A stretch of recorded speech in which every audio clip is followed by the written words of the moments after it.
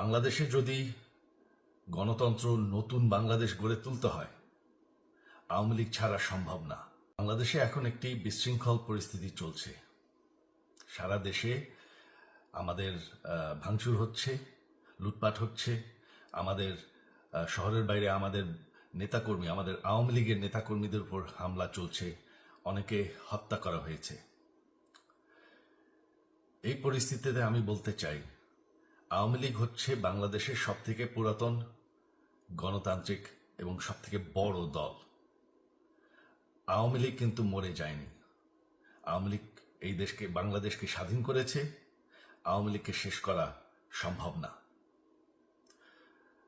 আমরা বলেছিলাম যে আমার পরিবার আর রাজনীতি করবে না, তবে আমাদের নেতাকর্মীর উপর যেভাবে হামলা হচ্ছে, এই পরিস্থিতিতে আমরা হাল ছেড়ে দিতে পারি না।